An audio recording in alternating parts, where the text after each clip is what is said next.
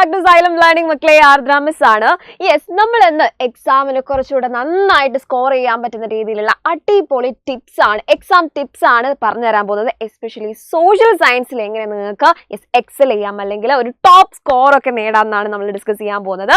അപ്പോൾ നമുക്ക് ഓരോ ടിപ്പായിട്ട് എന്ത് ചെയ്യാം പറഞ്ഞു പോലെ എങ്ങനെയൊക്കെ സോഷ്യൽ സയൻസ് എക്സാമിൽ ഒരു ടോപ്പർ ആയിട്ട് നിങ്ങൾക്ക് മാറാം. ഓക്കെ, അപ്പോൾ ഫസ്റ്റ് ടിപ്പ് എന്ന് പറയുന്നത് understand the NCERT text book. നമുക്കറിയാം നമ്മൾ ഏറ്റവും വലിയ മെയിൻ റിസോഴ്സ്, ഇമ്പോർട്ടൻറ്റ് റിസോഴ്സ് എന്ന് പറയുന്നത് NCERT ടെക്സ്റ്റ് ബുക്ക് തന്നെയാണ്. അതിപ്പം CBSEയിൽ മെയിനായിട്ട് നമ്മൾ യൂസ് ചെയ്യുന്നത് NCERT തന്നെയാണ്. അപ്പോൾ NCERT തറവോ ആയിട്ട് നല്ല നീറ്റായിട്ട് പഠിച്ചു കഴിഞ്ഞാൽ തന്നെ നിങ്ങൾക്ക് ഏകദേശം ഫുൾ മാർക്ക് സ്കോർ ചെയ്യാവുന്ന രീതിയിൽ എന്ത് ചെയ്യാം, ആൻസർ ചെയ്യാം. ഓക്കെ, അപ്പോൾ നമ്മൾ ആദ്യം ചെയ്യേണ്ടത് NCERT ടെക്സ്റ്റ് ബുക്കിലെ കോണ്ടന്റ് കൃത്യമായിട്ട് മനസ്സിലാക്കി ബൈ ഹാർട്ട് ചെയ്യാതെ കോണ്ടന്റ് നന്നായിട്ട് എന്ത് ചെയ്യുക, പഠിച്ചിരിക്കുക. And next one, focus on the question pattern. നമുക്കറിയാം ക്വസ്റ്റ്യൻ പാറ്റേൺ മനസ്സിലാവണമെങ്കിൽ അതിൻ്റെ വെയിറ്റേജ് ഒക്കെ നോക്കി, അല്ലെങ്കിൽ നിങ്ങൾക്ക് ചെയ്യാൻ പറ്റുന്ന ഏറ്റവും നല്ലൊരു കാര്യമാണ് PYQs.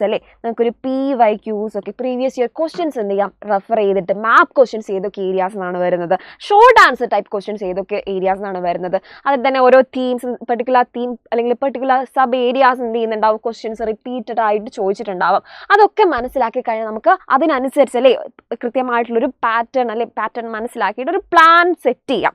അപ്പോൾ എന്ത് ചെയ്യാം, നമുക്ക് ആദ്യം രണ്ടാമത് ചെയ്യാൻ പറ്റുന്ന കാര്യമാണ് focus on the question pattern. Next tip, prepare high scoring section first. അതായത് നിങ്ങൾക്ക് ഏറ്റവും കൂടുതൽ സ്കോർ ചെയ്യാൻ പറ്റുന്ന ഏരിയാസ് ഉണ്ടാവും. നിങ്ങൾ നന്നായിട്ട് പഠിച്ചാൽ അടിപൊളിയായിട്ട് നിങ്ങൾക്ക് നല്ല കോൺഫിഡൻസോടുകൂടെ നിങ്ങൾ എക്സാമിന് പോകുന്ന സമയത്ത് അത്തരത്തിലുള്ള ടോപ്പിക് അത് മെയിൻ ടോപ്പിക് ആണെങ്കിലൊക്കെ, എക്സാമിന് ഏറ്റവും കൂടുതൽ ക്വസ്റ്റ്യൻസ് ഒക്കെ ചോദിച്ചു കണ്ടിട്ടുള്ള ടോപ്പിക്സ് ആണെങ്കിലൊക്കെ, ഒരു ഏരിയ ആണെങ്കിൽ നിങ്ങൾക്ക് നന്നായിട്ട് സ്കോർ ചെയ്തൂടെ. അപ്പോൾ നിങ്ങൾ ഫോക്കസ് ചെയ്യാന്ന് പറയേണ്ടത് നിങ്ങളുടെ ഈസി ആയിട്ട് അല്ലെങ്കിൽ നിങ്ങൾ ഏറ്റവും നന്നായിട്ട് പ്രിപ്പയർ ചെയ്യേണ്ടത് ഏറ്റവും കൂടുതൽ ക്വസ്റ്റ്യൻസ് ചോദിച്ചിട്ടുള്ള ഏരിയ എന്നായിരിക്കണം. ഓക്കെ, അങ്ങനെ ചെയ്ത് കഴിഞ്ഞാൽ നമുക്ക് നല്ല സ്കോർ above 95% ഒക്കെ എന്ത് ചെയ്യാം, സ്കോർ ചെയ്യാം. ഓക്കെ, നെക്സ്റ്റ് ടിപ്പ് എന്ന് പറയുന്നത് വർക്ക് ഓൺ പ്രസന്റേഷൻ. പഠിച്ചാൽ മാത്രം പോരാ, നന്നായിട്ട് പ്രസന്റ് ചെയ്യാൻ പറ്റണം. കുറേ കാര്യം നന്നായിട്ട് പഠിച്ചാൽ മാത്രം മതിയോ? അല്ല, അതെങ്ങനെ നന്നായിട്ട് വെൽ സ്ട്രക്ചേർഡ് ആയിട്ട് നിങ്ങൾക്ക് എഴുതാൻ പറ്റണം. ഓക്കെ, അപ്പോൾ പഠിച്ച കാര്യങ്ങൾ നന്നായിട്ട് എഴുതാൻ പറ്റണമെങ്കിൽ ആ ഒരു സ്ട്രക്ചർ നമുക്കറിയാം. സോഷ്യൽ സയൻസ് എക്സാം എസ്പെഷ്യലി ഒരു വെരി ലോങ് ആൻസർ ടൈപ്പ് അല്ലെങ്കിൽ ഷോർട്ട് ആൻസർ ടൈപ്പ് ക്വസ്റ്റ്യൻസ് ഒക്കെ എഴുതുന്ന സമയത്ത്, അതിന് ആൻസർ ചെയ്യുന്ന സമയത്ത് തന്നെ പെർട്ടിക്കുലർ പാറ്റേൺ ഉണ്ട്. ആ പാറ്റേണിൽ എന്ത് ചെയ്യുക, ആൻസർ എഴുതി പ്രാക്ടീസ് ചെയ്യുക എന്നുള്ളതാണ് ഏറ്റവും നല്ലൊരു കാര്യം എന്ന് പറയുന്നത്. ഓക്കെ, അപ്പോൾ നിങ്ങൾ ഈ പ്രസൻറ്റേഷനിലൊക്കെ നിങ്ങളുടെ നിങ്ങൾ ആൻസർ എങ്ങനെ പ്രസൻറ്റ് ചെയ്യണം എന്നുള്ളതിൽ വർക്ക് ചെയ്യുക. നെക്സ്റ്റ് ടിപ്പ് നോക്കിക്കോ, use diagrams and maps. Okay, social സയൻസിൽ എസ്പെഷ്യലി നന്നായിട്ട് പഠിക്കാൻ പറ്റിയ ഒരു കാര്യമാണ് ഡയഗ്രാംസ് ആൻഡ് മാപ്സ് യൂസ് ചെയ്തിട്ട് എന്ത് ചെയ്യാം, ഒരു ഫ്ലോ ചാർട്ടൊക്കെ പോലെ നമ്മൾ മുന്നേയും പറഞ്ഞിട്ടുള്ള കാര്യമാണ് ഫ്ലോ ചാർട്ട് ടൈപ്പ്. കാരണം ഈ സോഷ്യൽ സയൻസിൽ സബ്ജക്റ്റ് ഈ കോണ്ടന്റ് എന്ന് പറയുന്നത് വൈഡാണ്, വാസ്റ്റ് ആണ്. അപ്പോൾ ഇത്രയും വലിയ കാര്യങ്ങൾ ചെറുതാക്കി ഒരു ഡയഗ്രത്തിൻ്റെ ഹെൽപ്പോടുകൂടെ മൈൻഡ് മാപ്സ് വെച്ചിട്ട് ഫ്ലോ ചാർട്ട് വെച്ചിട്ട് നമ്മൾ ഇൻസ്റ്റാളേൺ പോലുള്ള കാര്യങ്ങളൊക്കെ വെച്ച് എന്ത് ചെയ്യാം, നമുക്ക് പഠിക്കാം. ഓക്കെ, നെക്സ്റ്റ് ടിപ്പ് നോക്കിക്കോ, പ്രാക്ടീസ് വിത്ത് സാമ്പിൾ പേപ്പേഴ്സ്. നമുക്കറിയാം CBSE ആണെങ്കിലും സാമ്പിൾ പേപ്പേഴ്സ് എല്ലാ ഇയറിലും എന്ത് ചെയ്യുന്നുണ്ട്, നമുക്ക് തരാറുണ്ട്. ആ സാമ്പിൾ പേപ്പേഴ്സ് വെച്ചും പ്രീവിയസ് ഇയർ ക്വസ്റ്റ്യൻസ് വെച്ചും ഓരോ അതിൻ്റെ ഒരു ചാപ്റ്റർ വെയിറ്റേജ് ഒക്കെ വെച്ച് കൃത്യമായിട്ട് എന്ത് ചെയ്യുക, ഈ പ്ലാൻ സെറ്റ് ചെയ്ത് പ്രിപ്പയർ ചെയ്യുക. And last tip, stay calm on exam time.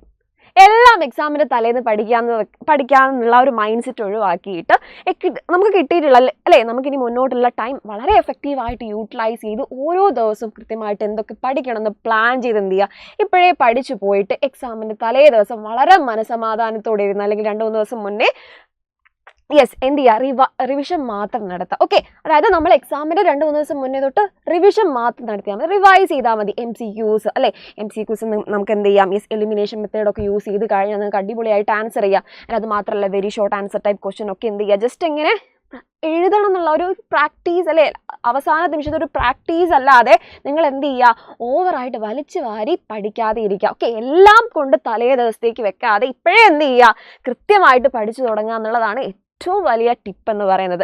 Okay, അപ്പോൾ ഈ ടിപ്സ് ഒക്കെ നിങ്ങൾക്ക് ഹെൽപ്ഫുൾ ആയിട്ടുണ്ടാവും എന്ന് വിചാരിക്കുന്നു. അപ്പോൾ എല്ലാവരെയും അടുത്ത വീഡിയോയിൽ കാണാം. ബൈ.